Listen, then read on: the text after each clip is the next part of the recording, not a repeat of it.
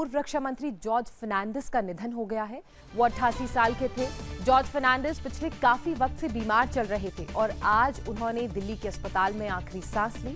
George Fernandes ने समता party की स्थापना की थी। वो एनडीए के संयोजक भी रहे। अटल बिहारी वाजपेयी के मंत्रिमंडल में जॉर्ज फर्नांडिस रक्षा मंत्री रहे। इसके अलावा उन्होंने केंद्र में रेल मंत्रालय, उद्योग और संचार मंत्रालय का काम भी संभाला था। पूर्व रक्षा मंत्री को अल्जाइमर हो गया था, जिससे उनको बातें याद नहीं रहती थी। खबरों के मुताबिक पिछले दिनों उनकी तबीयत ज्यादा बिगड़ गई थी और उन्हें अस्पताल में भर्ती कराया गया और आज उन्होंने दिल्ली के अस्पताल में अपनी अंतिम सांस ली।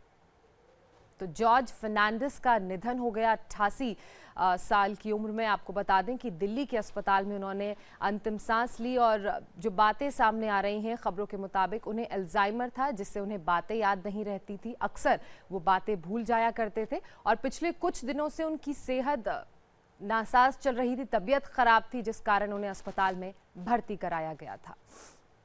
केसी त्यागी जी बने हुए हैं, हम उनसे बात करें। जी त्यागी जी, आप बता रहे थे।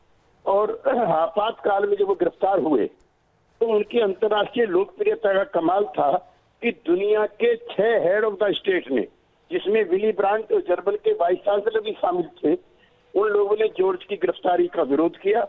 ऐसा लोगों को भय था कि अगर वो गिरफ्तार हुए तो उनकी हत्या भी कराई जा सकती है, चूंकि इंदिरा शासन के खिलाफ उनसे ज्यादा तेजस्वी और उग्र कोई नेता नहीं था। मुझे सौभाग्य है कि दर्जनों से भी ज्यादा अवसरों पर उनके नेतृत्व में, जुलूस में, प्रदर्शन में, हड़ताल में, जेल में रहने का हमें सौभाग्य प्राप्त हुआ है। और आज अंतर्राष्ट्रीय समाजवादी आंदोलन का जो सबसे बड़ा पुरोधा था वो हमारे बीच में नहीं है। उनकी यादें हैं और उनकी सादगी की ये कमाल थी कि उन्होंने कभी भी प्रेस किया हुआ कपड़ा नहीं पहना। वो अपने हाथ से कपड़े धो करके उसी को सुखा करके सुबह पहन करके कैबिनेट की मीटिंग में जाते थे जी। लेकिन जिनके परिवार नहीं होते हैं या जिनके परिवार के लोग राजनीति में नहीं होते हैं, उनका दुर्भाग्य है कि उनकी विरासत को चलाने वाले लोग नहीं होते हैं। ये लोहिया के साथ हुआ, ये जेपी के साथ हुआ और ये जॉर्ज के साथ है। लेकिन जब जब भी गरीब की लड़ाई तेज होगी, जब जब भी जुल्म और उत्पीड़न बढ़ेगा, तब तक हिंदुस्तान के तमाम लोगों को जॉर्ज फर्नांडिस की याद आएगी। जी जी, बहुत शुक्रिया त्यागी जी, उनसे जुड़ी बातें, यादें हमारे साथ शेयर करने के लिए। इस वक्त हमारे साथ जहानाबाद के सांसद अरुण कुमार जी भी जुड़ चुके हैं, सीधे उनका रुख करेंगे। अरुण जी, आज कुछ देर पहले ये दुखद खबर मिली कि जॉर्ज फर्नांडिस अब हमारे बीच नहीं है, उनका देहांत हो गया है। जॉर्ज फर्नांडिस गरीबों की लड़ाई लड़ने वाले दुनिया में एक स्थापित नेता थे। आज उनके निधन से जी राष्ट्र मर्माहत है और उन्होंने मुझे इस लड़ाई लड़ने की शक्ति दी थी। जी। मैं उस महान नेता को अंतिम दर्शन के लिए जा रहा हूं जी।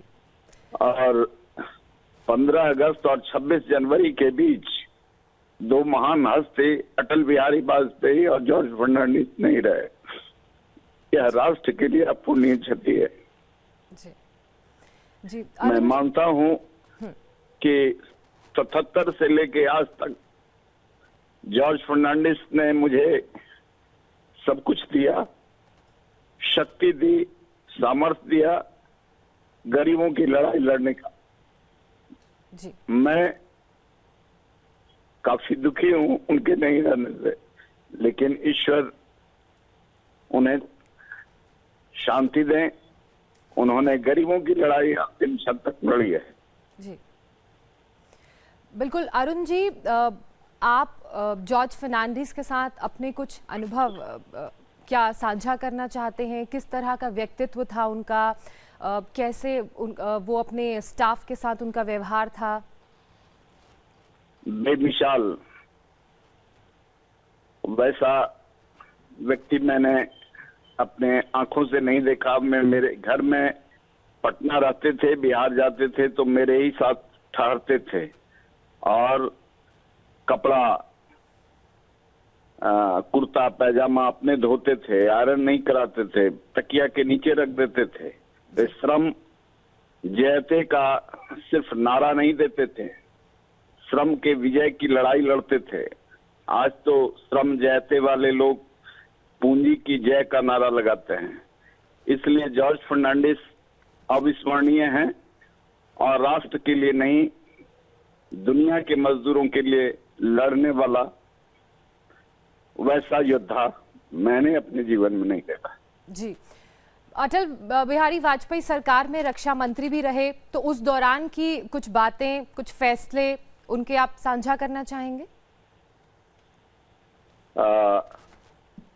डिफेंस मिनिस्टर के रूप में जो उन्होंने भारत के सैनिकों के लिए जो सम्मान की व्यवस्था की, और उसी के चलते कुछ लोग उन्हें बदनाम करने की भी कोशिश की, लेकिन कारगिल युद्ध में योद्धाओं के लिए ब्रिटिश काल से जो व्यवस्था आ रही थी उसको उन्होंने तोड़ा और एक एक व्यक्ति को राष्ट्रीय सम्मान के साथ स्थानीय जो भी शहीद थे उनके घर पर जाकर के स्थानीय सेना के ऑफिसर जाएंगे, जिलाधिकारी जाएंगे और उन्हें राष्ट्रीय सम्मान के साथ जी। राष्ट्र गर्व करे इन शहीदों पर, ऐसी व्यवस्था कारगिल में किया और एक इतिहास बनाया।